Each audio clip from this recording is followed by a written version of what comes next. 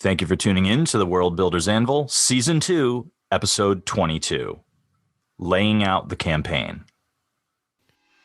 Don't know where to start building your fantasy world? Do you need more? Does it make sense? Forget any worries and become a crafter of imagination. This is the place where we will prime your mind. Now, it's time to heat up the forge. Break out the mithril ingots and hammer. Welcome to the World Builder's Anvil. I'm Jeffrey W. Ingram. And I'm Michael Miller. Let's sup from the muck of Java and build.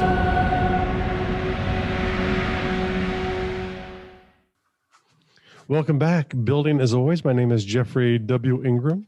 And destroying as always, because you have to demo before you can rebuild. So he's also Jeffrey Ingram. I am also Jeffrey Ingram. I am Jeffrey Ingram's doppelgang clone, ghost, robot servant. I'm all of those things. Bot 2. Bot 2, part 2. So if you were paying attention, this episode is kind of a continuation of 21. A lot of times we try to keep them kind of isolated to themselves, but also referencing old episodes. So if you haven't listened to 21, you probably want to do that first, because to keep it high and tight, as we like to say, we're going to fly by the seat of our pants here off of the last episode. What we're going to do is we're going to kind of build a campaign. If this were a tabletop game, you can use this as a springboard to build your story. If you're writing a story or if you're writing a book, we're laying it out as a campaign. I don't know if we're actually going to play it. Maybe we will at some point, but it's really a foundation for the story. So Jeff's got some notes. You want to start us off here? Yes, I do. So in episode 21, we kind of narrowed down that we wanted to achieve three things in the thing. We wanted to be a character conflict / ensemble. We want to set it in high fantasy, and we wanted it to be a sort of a journey for an item, sort of like a search for the golden fleece. One might say that would be the typical story that would fit in there. So now, of those things that Jeff just mentioned, there's lots of other options that we discussed in the last episode. So take a look at the last episode to hear the other options. Sure. So the first one is there's usually good to have just a couple of basic themes that you kind of want to cover in the story. I think it's important. So it kind of helps constrain you from having a story that doesn't really do anything, and that just follows sort of a Independence Day style plot where it's just hitting check boxes. Mm-hmm. Which isn't necessarily bad, but I kind of like to have themes involved in mine. From what we've talked about, this is going to be about invasion. So I think it has to be in part, and this will be from the attacker's part, is what are you willing to do to achieve your goal? Is there a line too far? I think that's an interesting question to answer, especially if you're the big bad guy, right? Mm-hmm. Are there lines that you that you're not willing to cross. Yeah. Well, and I think part of this is interesting in that, pardon me. So sorry. My throat is like kind of junked up this morning. I've been looking at so we have our good guys, which is an aquatic, part land, part sea dwelling frog race. And then we have our villains, which are a more reptilian lizard land dwelling race. I don't know if we've gone back and forth on exactly how those lizards are going to come out, whether they're crocodile sort of, or I know we talked about I was thinking like a what's the kimono dragon, sort of like humanoid kimono dragon sort of thing. But the bad guys are lizards in this case. They don't think they're the bad guys, right? They just think they're doing what's supposed to be done. Mm-hmm. So I always find that theme interesting, and not enough stories. I mean, certainly way more stories nowadays approach and tackle that subject. We see a lot of television these days where characters are a lot more gray, where we're rooting for someone who's not necessarily someone you would root for in real life. See Dexter or Breaking Bad. These are very easy examples where you're rooting for the bad guy. Or sometimes you even see the growth, like with a Tyrion Lannister, throughout the show, where he became better and better as the series went on as a human. Yeah, but he was never I never saw him as a bad person. He was more of a roguish. he was bad by association, and he knew it. Mm. Yeah, he kept some nasty But company. there were certain really truly evil acts he committed for potentially the greater good. But yeah. Yeah, we're gonna eat time talking about Game of Thrones. So so our epic struggle, our central conflict is really an invasion of one race to another. Do you have a name for races yet, or are we just installing? We'll come up with working names later. Yeah. Okay, so frogs and lizards for now. Frogs and lizards. That's the working name. Working name. So the first thing that we want to cover is what lines are too far, and that goes for the good guys and the bad guys, right? You're defending, but do you kill the babies of the good guy or the invaders, right? So, and who is good and bad in an epic war story? I think that was kind of where Michael was getting to. There was who is the good guy, who is the bad guy, and it kind of ties into the other one, which themes work better when they have overlap. Yeah, and I think we need to find something right now, because previously when we were talking about invasion, this is a conquering race, right? This is a race that is going island to island around the world, or at least they're so far everyone they've come across they've invaded. Yes. But why? That's the question. What's their motivation? Like, why are they doing it? Why are they fighting? Why do they want to go to more places, cross geographical barriers, just to find more people and take them over? When they finally we know that when they reach the frogs successfully defend against them using a powerful magical item, which intrigues them and of course makes them more motivated to go after the frogs. But what made them do it in the first place? That I think is an important question for us to know the answer to. Yeah. So why the invasion? Territory, food, resources is usually the reason. Resources is almost always central to why things happen, and I always like to think there's always multiple reasons. There's the truth. There is what the people believe, and they might not line up. Most wars are wars of resources, and I would think it's they are land-based creatures. They need to make sure that they have food supply as well too. Remember, it's relatively primitive cultures, technology-wise. A lot of agriculture in this time is sort of slash and burn. It could be that they wear out where they're at and they have to move on. Could it simply be that there's just not enough food to support the growth of their species, that they're eating their way off of islands, and they're just like, and because they eat sentience, they are just like, hey, let's we found more people, let's eat them. All right, we've pretty much covered this island. We found that the next cattle. Right. So we're gonna say in search of food. Now, what do they tell themselves? Do they tell themselves that? I think so. If they consider themselves superior, it's our right to eat you. You're a cow. Yeah. Okay.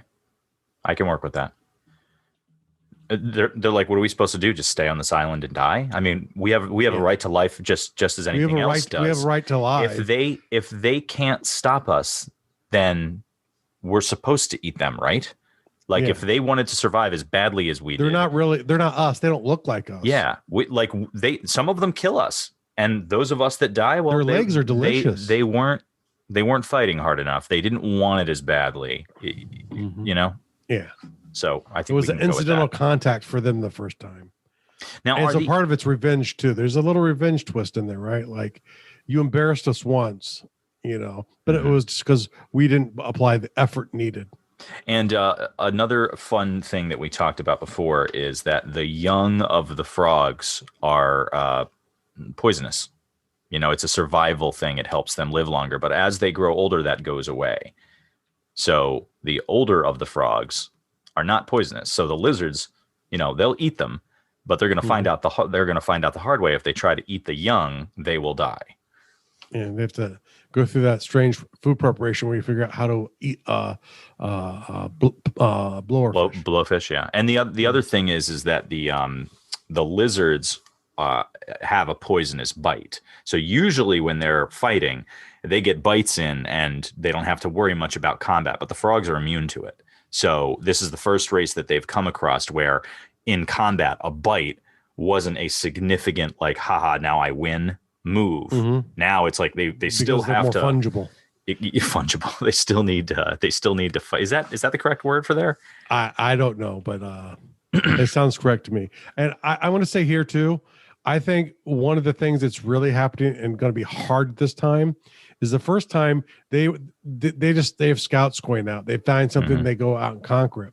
Because they failed last time. They follow they're in a way a nomadic species, but they follow the currents. The island they're on is starting to get full. So now it's starting to become this thing of desperation. Like there's this thing that stopped us, but now we have to go in force because where we're at, we're all going to die. And there's this thing on Easter Island where they think the civilizations that were there who built all of the heads essentially ended up cutting down too many of the trees, and it destroyed the ecosystem.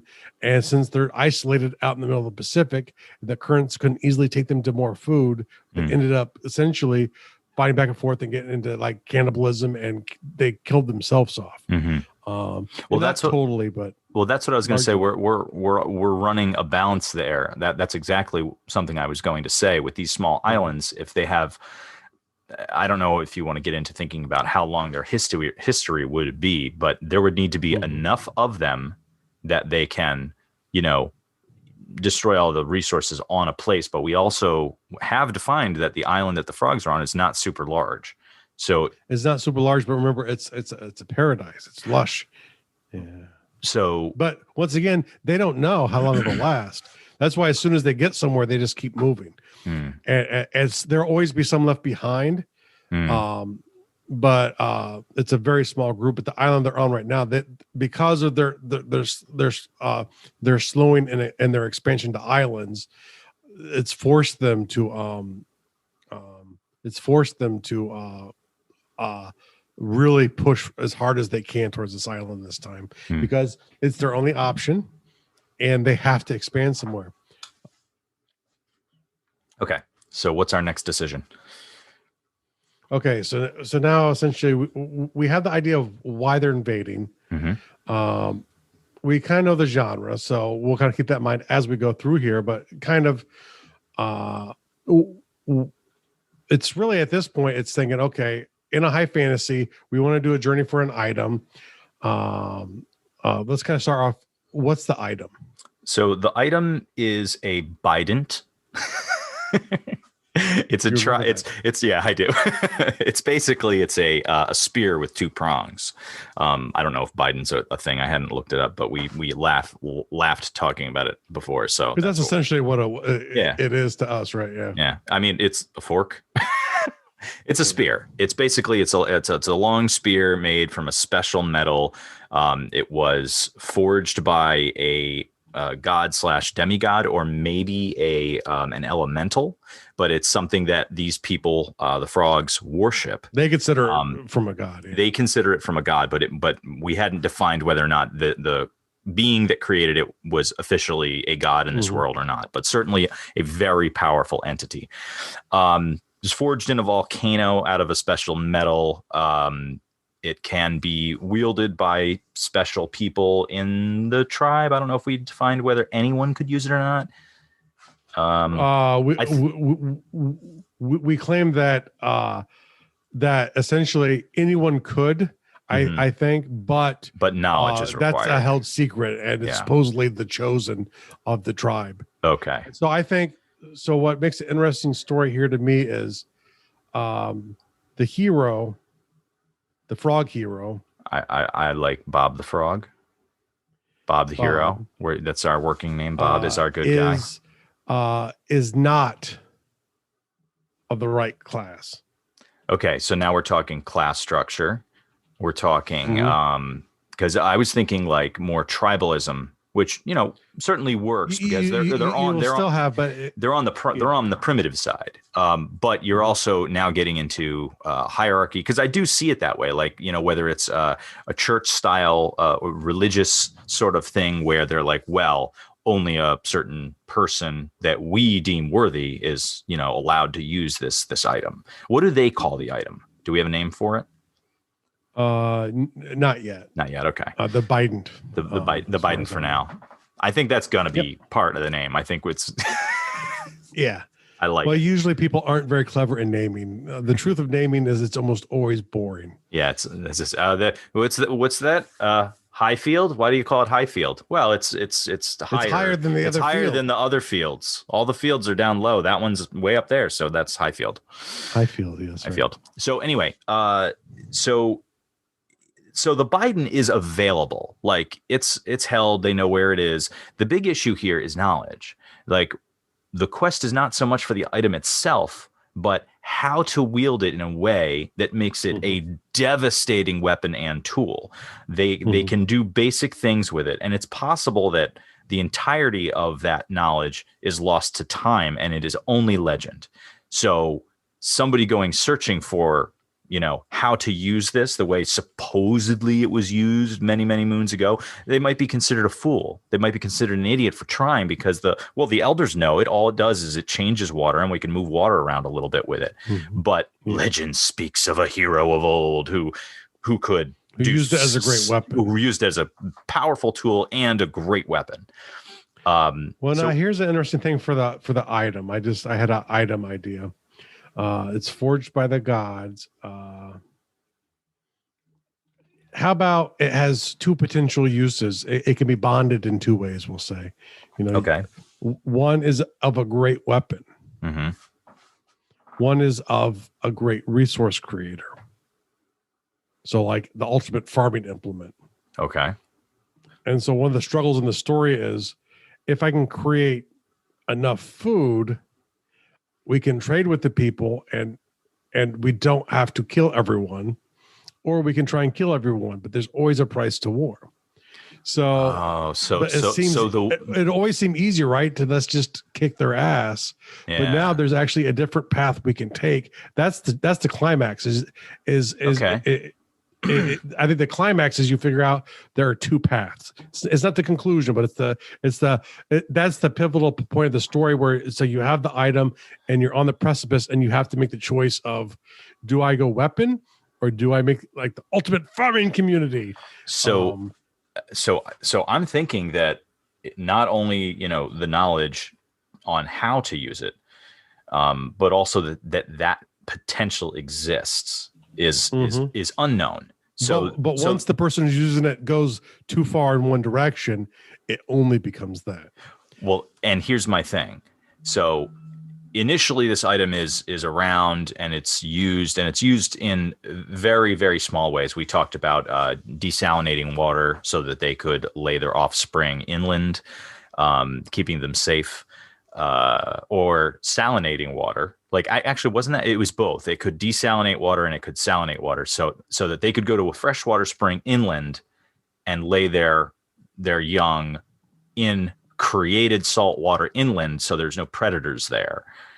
Mm-hmm. That way they don't have to do it out in the sea where their young would be much more susceptible to, predators. Yes. So these are small uses. And let's say the, ruling class, for lack of a more specific term, I'm thinking some sort of shamanistic hierarchy.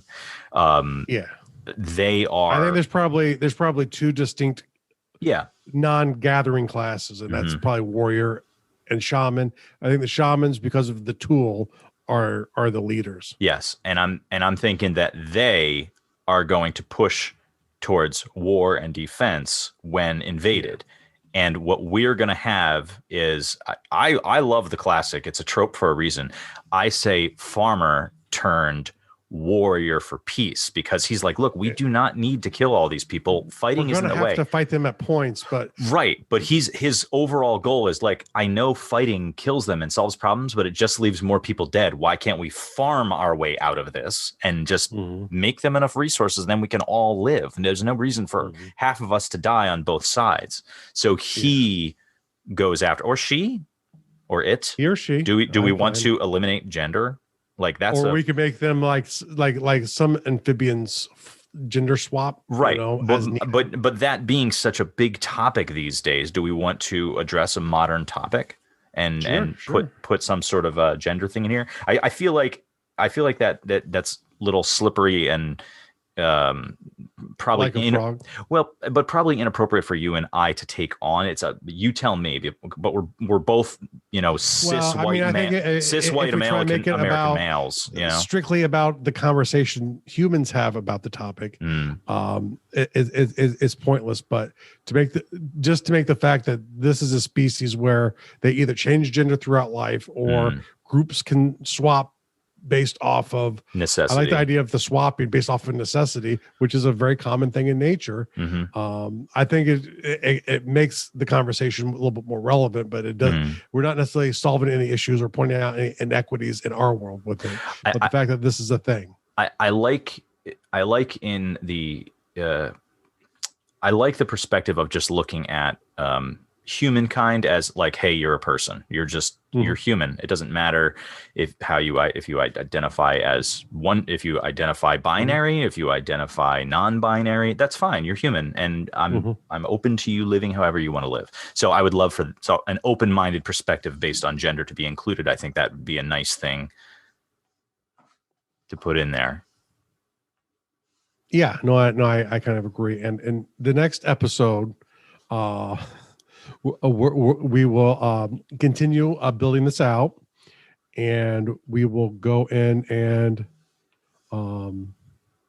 we will actually start layering into the story. So, are you wrapping up? Is that okay? Yes, I'm looking at the time. So I had like 5 other things I wanted to talk about, but I'm down.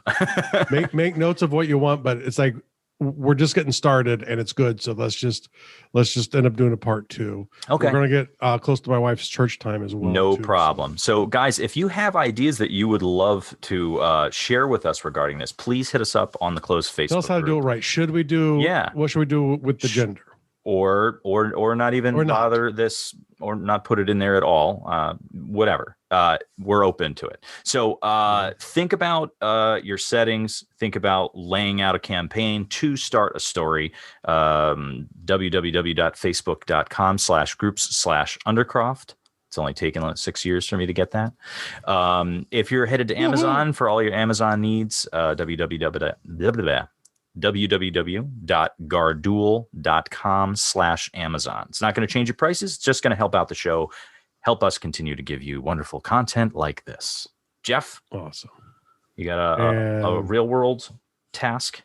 The real world task for the day is set your heart on where you want to be in life, and realize if you don't get it and it hurts, or when things hurt you, that it's because there's something good that happened before that allows you to feel the pain. So being hurt and being sad is only a reminder that there are really good things in your life. I like it. And if it's too bad, it's nothing wrong to get help, but understand that feeling sad is part of life. All righty. Thanks for listening. Thank you so much for listening to the World Builders Anvil. We would love it if you would share the World Builders Anvil with 2 of your friends. And so would they. If they are unfamiliar with podcasts, then you get to introduce them to the wonderful world of podcasting. Take them to Stitcher or iTunes, or best of all, just send them to our website, www.garduel.com. That's GARDUL.com. Now strike while the mithril's hot.